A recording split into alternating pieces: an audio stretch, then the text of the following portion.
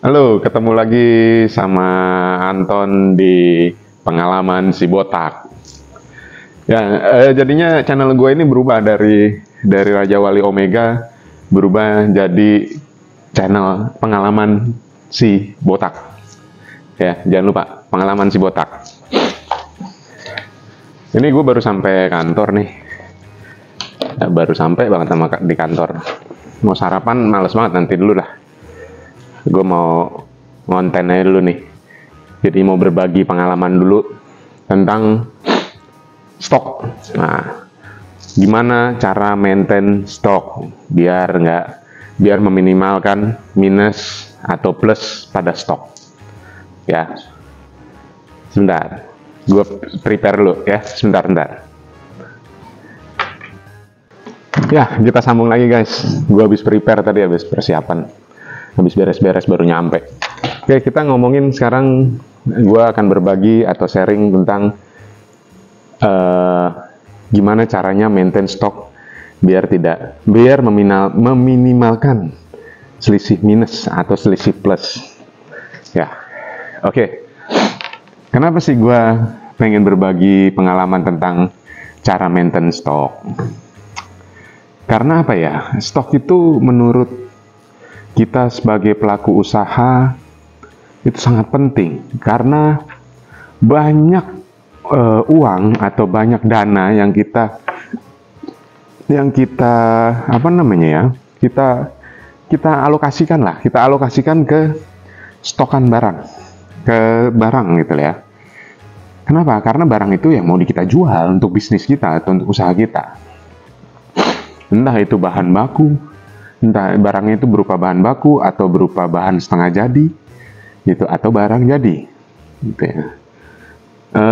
Jadinya kita harus maintain stoknya.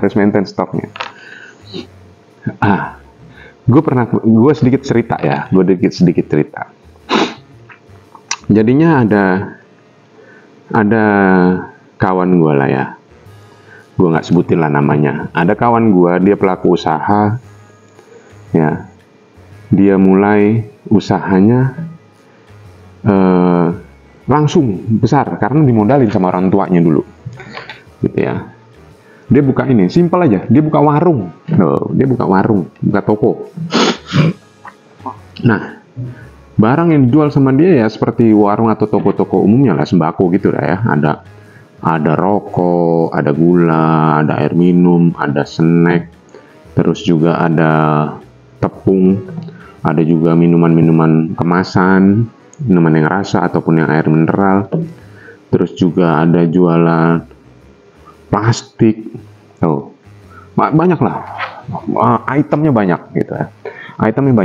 Gue main ke tokonya aja waktu itu ya, sekitar tahun 2000 ya. 2000. Gue main ke tokonya aja. Wah anjir, ini banyak banget ini barangnya. Itemnya, maksud gue item banyak banget ya, namanya toko ya, menyediakan kebutuhan sekitar gitu kan. Ada beras juga, ada minyak gitu, macam-macam. Nah, sampai minyak kayu putih ada, kartu remi juga jualan, kartu domino juga jualan tuh, sampai lotion. Dulu lotionnya mereknya merek Citra atau merek Citra atau merek Viva gitu ya, lupa gua. Dari banyaknya produk yang teman gua jual, otomatis kan harusnya dibuat stok, di data gitu stoknya. Nah, ini kawan gue ini nggak ngedata gitu. Dia beli barang, masuk barang, dijual barang keluar. Sehari dia, gue jualan dapat omset sekian nih. Udah terus. Itu juga nggak didata, keuangannya juga nggak didata. Berjalannya waktu, ada barang rusak gitu kan. Berjalannya waktu kurang lebih setahun gitu, dilihat kok keuangan dia nggak berkembang, malah justru berkurang gitu. Ada apa ini? Nah, akhirnya usaha kawan gue itu nggak apa namanya, nggak kelihatan profitnya, ada uang itu dipakai lah segala macam, akhirnya habis, stoknya lama-lama berkurang, akhirnya hampir 2 tahun tutup karena stok yang dia punya itu lama-lama habis, uangnya nggak ada, atau omsetnya menurun, barang habis. Nah, itu karena kalau gue lihat, gue pelajarin, ini karena tidak dicatat, tidak ada pencatatan untuk stok, gitu. Nah, di sini makanya gue mau bahas masalah pentingnya pencatatan di stok. Jadinya mungkin nih, pencatatannya lu simple aja. Contoh misalnya lu punya beli barang gitu. Kita udah ngomongin masalah stok ya, pencatatan stok nih sekarang. Pencatatan stok itu lu bisa lu lakukan secara sistem, atau secara Excel, atau secara manual ditulis. Boleh, bisa aja. Yang penting dicatat. Jadi contoh lu buka usaha, kita ngambil contoh simpel aja ya, yang kecil aja, warung atau toko. Lu mau jualan, buka usaha warung atau toko sembako, otomatis lu beli barang dong, beli barang dari supplier atau dari distributor. Beli barang misalkan minyak goreng lah, gue beli minyak goreng yang kemasan botol 1 liter, kemasan bantal itu yang bantal, bukan pouch ya, bantal itu juga yang 1 liter, terus juga yang pouch 1 liter. Nah, itu udah 3 macam tuh, 1 liternya minyak goreng udah 3 macam tuh, misalnya ada botol, ada pouch, ada bantal. Nah, masing-masing misalkan lu beli 2 karton, masing-masing beli 2 karton, 2 karton yang isinya mungkin 12 ya, 12 botol atau 12 pouch atau 12 bantal gitu. Yang ini 1 kartonnya harganya misalkan ya, kita ambil angka bulat aja, yang botol misalnya 250.000, yang pouch misalnya 150.000 misalnya, terus yang bantal misalnya 100.000, masing-masing 2 dus. Berarti lu harus mengeluarkan barang untuk beli barang itu, beli minyak goreng itu yang tiga varian itu, yang 1 liter ada 3 varian itu. Berarti yang botol itu lu beli ngeluarin uang 500.000, yang pouch itu lu ngeluarin uang 300.000, yang bantal lu ngeluarin uang 200.000 gitu. Berarti modal lu uang yang lu keluarin udah 1 juta, udah 1 juta nih. Dengan lu punya barang, lu catat ya, lu catat nih. Jadi lu catatnya secara barang dan secara uang. Kalau toko ya, secara stok barang, lu catat bahwa lu punya buat minyak goreng yang 1 liter itu, lu punya 24 botol atau 2 dus. Lu catat. Yang pouch juga sama, 24 pouch atau 2 dus. Karena masing-masing 12 ya. Terus yang bantal juga sama, 24 bantal atau 2 dus. Gitu. Nah, uangnya lu juga lu catat, otomatis nih ya. Ini gue nggak ngomongin uangnya dulu ya. Gue nggak ngomongin uangnya. Gue singkirin dulu nih pencatatan uang. Gue mau fokus ke pencatatan stoknya. Terus lu jualan. Ada orang beli, konsumen atau pelanggan beli, itu terserah dia mau beli 1 botol, mau beli 2 botol, atau mau beli dus-dusan gitu. Jadinya kalau lu toko, lu bisa jual, bisa satuan, bisa dus-dusan, bebas.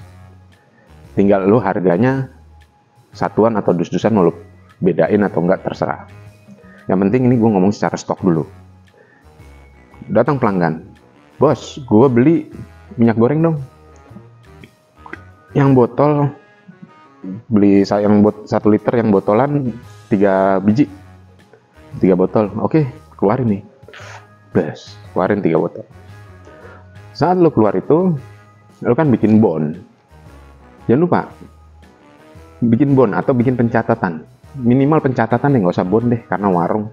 Pencatatan di buku gitu aja. Buku operasional harian itu harus ada tuh. Operasional harian. Tanggal misalkan sekarang tanggal 10 September 2024. Hari ini keluar minyak yang kemasan botol 1 liter keluar 3 botol. Catat tuh, udah tuh 3 botol kan. Terus juga ada lagi pelanggan datang. Bos, gue beli yang kemasan bantal dong, yang 1 liter, beli 5. Oke, keluarin. Catat. Ingat, selalu dicatat. Kemasan bantal 1 liter keluar 5. Nah, datang lagi pelanggan misalnya, gue beli yang kemasan pot 1 liter dong, beli 10. Oke, keluarin 10. Catat lagi. Minyak goreng kemasan pot 1 liter keluar 10. Ini buku operasional, ini untuk buku operasional masuk sama keluar nih. Harian. Yang harian ya, harian dulu. Pencatatan hariannya nih, atas. Terus ada barang masuk nih, ada sales datang nawarin. Bos, ini ada rokok nih. Halo, ini gua dari sales rokok. Gua ada produk rokok A. Merek A. Variannya ini saya kebetulan bawa 1 varian. Oke, gue beli berapa? Gue beli 2 slop. Oke, beli nih 2 slop varian A rokok. Catat, masuk rokok 2 slop atau 20 bungkus. Nah, selesai. Nah, berarti ada barang masuk rokok nih, rokok A. Udah, di akhir hari pas lu mau tutupan toko, misalnya lu tutup toko jam 8 malam misalnya, jam 8 malam lu tutup, ibaratnya pintunya lu tutup, berarti udah close ya. Nah, apa yang lu catat di harian ini, operasional harian, itu operasional keluar masuk barang harian, itu lo pindahin ke sistem lo, ke pencatatan besar lo nih, pencatatan stok yang besar. Oh, tadi yang minyak botol yang kemasan 1 liter keluar 3 berarti saldo akhirnya jadi 24 dikurangin 3 kan, berarti 21. Berarti stok akhirnya 21 nih yang kemasan botol 1 liter. Terus ada lagi kemasan pouch, kemasan bantal misalnya. Kemasan bantal tadi keluar berapa? 5 ya. Keluar 5, kemasan bantal 1 liter keluar 5. Dari 24 dikurangi 5 berarti 19. Lu catat tuh. Ada lagi kemasan minyak goreng kemasan pouch 1 liter keluar 10. Berarti tadi ada 24 stoknya awal kan. 24 pouch keluar 10 berarti sisa 14. Ya. Oh, ada barang masuk. Barang masuk rokok nih. Rokok A, barang masuk. Masuk saldo awalnya 0, masuk 20 bungkus atau 2 slop. Saldo akhirnya 20 bungkus kan. Nah, itu. Berarti lu setelah itu pencatatan lu selesai nih. Lu punya saldo akhir semuanya. Saldo akhir lu di hari itu, di hari Selasa tanggal 10 September 2024 itu saldo akhirnya pas lu tutup warung, berarti minyak botol 1 liter, lu masih sisa 21 botol. Minyak pouch 1 liter, lu masih sisa 14 pouch. Minyak bantal, lu masih punya 1 liter, lu masih punya stok 19. Dan rokok A, lu punya saldo akhir adalah 20 bungkus. Nah, saat besok, tanggal 11 hari Rabu, tanggal 11 September 2024, lu buka warung, lu punya saldo awal.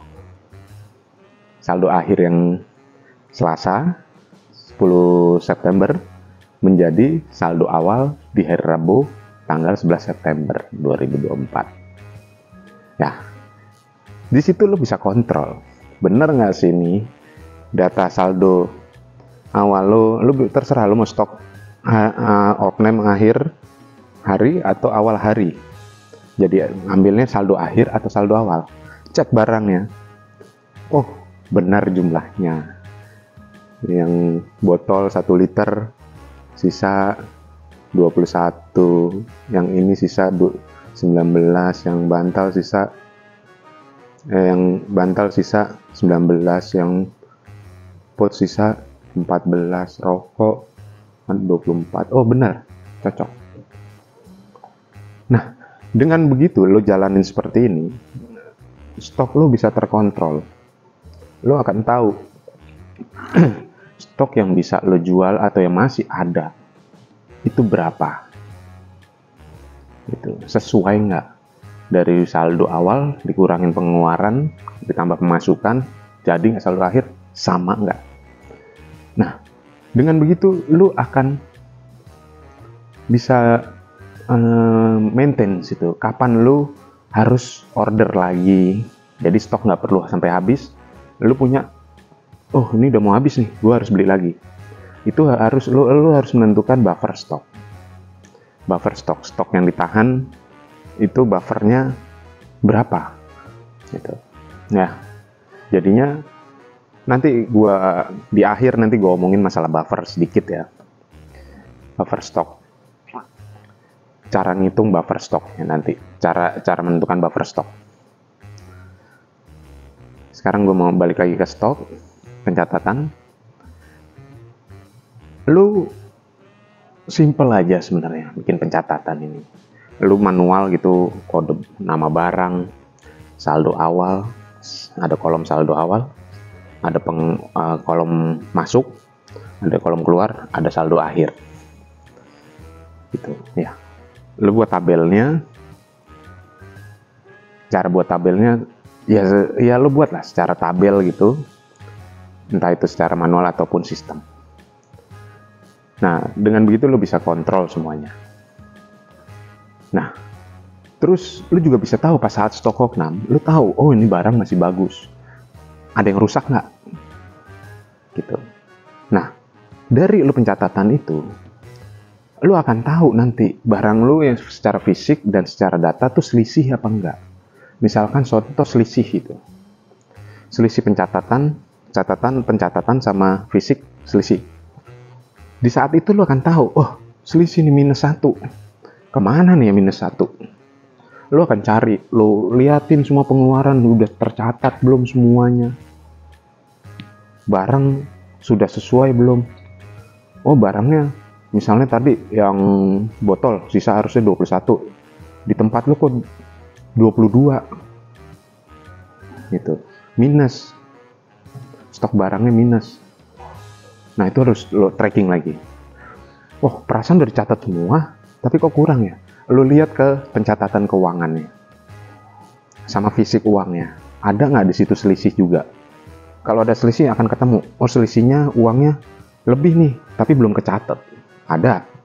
Atau ini ada pencatatannya lebih, tapi uangnya nggak ada. Misalnya, ini apa tadi batal beli atau apa? Nah itu lo bisa tracking di situ. Ya. Kalau saran gue setiap hari lo ngelakuinnya.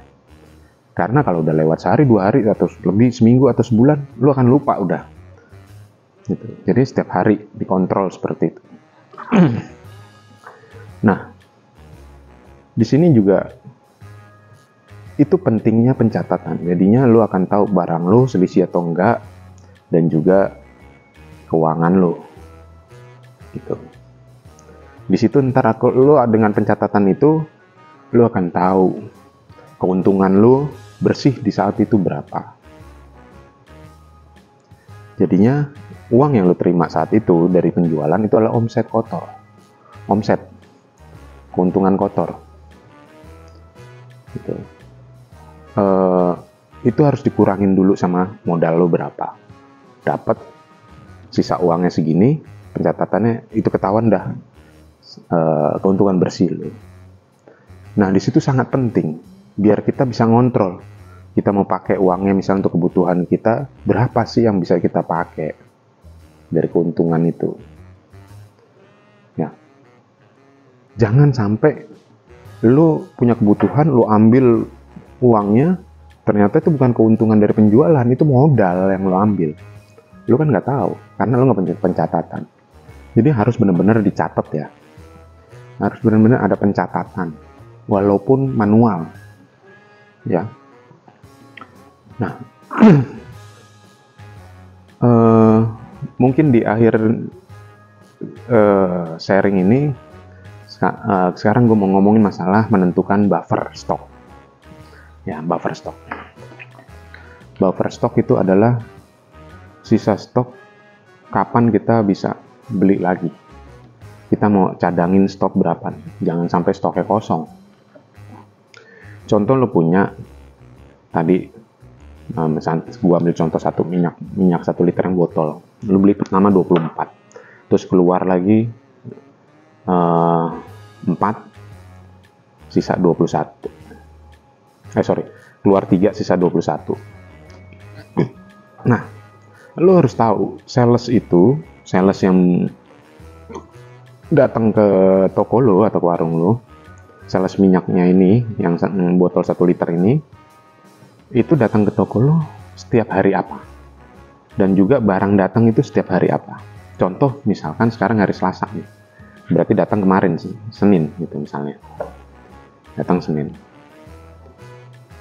Nah, di hari Selasa stok botol 1 liter, minyak 1 liter lo tinggal 21. Ini penjualan kira-kira rata-rata keluar, taruhlah 3 deh. 3 berarti nyampe di hari Senin, keuber nggak nih ya barang datang? Berarti ada Rabu, Kamis, Jumat, Sabtu, Minggu. Kalau 3, sehari 3 berarti 15. Gitu. Di hari Seninnya 3 lagi, 18. Berarti kan kalau kejual sehari 3 nih, sampai Senin minggu depan nih, 18 harus dikeluarin. Sedangkan stok lo 21. Sisa sekarang nih 21 buat jualan besok Rebo. 21 dikurangin 18. Sisa 3 lagi. Gitu kan ya. Sisa 3 lagi. Sisa 3 lagi itu harus hari Senin minggu depan harus keisi lagi 24 misalnya. Gitu. Nah, si minyak goreng ini yang 1 liter, botol 1 liter ini berarti buffer stoknya adalah 3, minimal 3 botol. Saat berkurang itu menjadi 3 botol, misalnya berkurang nih di hari, besok sisanya 3 botol, misalkan saat ini 6, berarti besok harus barang datang nih. Itu ya, ngitungnya gitu. Jadinya saat lu stok lu 6, lu harus pesan barang. Saat besok stok lo 3, barang itu datang. Ya, jadi ngitungnya seperti itu. Saat stok lo sisa 6, misalnya hari ini sisa 6, lo harus pesan barang, biar besok datang. Karena besok itu akan sisa 3. Saat sisa 3, barang masuk lagi, jadi nggak sempat kosong. Ya, jadinya lo hitung lead time-nya. Lead time-nya barang itu datang. Ya, jangan barang itu pesan. Jadi dihitungin dari barang datang. Ngitung lead time-nya seperti itu, barang datang. Kalau lo nggak bisa tidak dihitung itu, stok barang lo akan kosong nanti. Pelanggan datang, barang kosong, kecewa pelanggan. Pindah ke tempat lain. Sayang gitu. Jangan sampai stok barang lo kosong. Ya, itu yang disebut dengan buffer ya, buffer stok. Mungkin sharing gue itu aja ya saat hari ini. Jadinya intinya gue rangkum ya. Intinya yang pertama, lu harus catat stok lu. Harus ada pencatatan stok. Entah itu pencatatan stok yang pertama dari pencatatan stok ini adalah saldo awal, harus ada catat. Saldo pengeluaran lu catat, pemasukan lu catat, dan jadi saldo akhir. Itu ya, pencatatan stok harus ada. Terus pencocokan stok antara pencatatan dengan fisik. Yang ketiga itu tentang buffer stok. Jangan sampai stok lo kosong. Ya, perhitungkan buffer stoknya. Ya, jadi 3 poin itu teman-teman yang bisa gue sharingin di hari ini, hari Selasa 10 September 2024. Oke, terima kasih telah nonton channel Pengalaman Si Botak. Sampai ketemu di sharing selanjutnya ya. Jangan lupa subscribe, like, komen, dan share ya teman-teman, biar makin berkembang channelnya Pengalaman Si Botak. Terima kasih semuanya.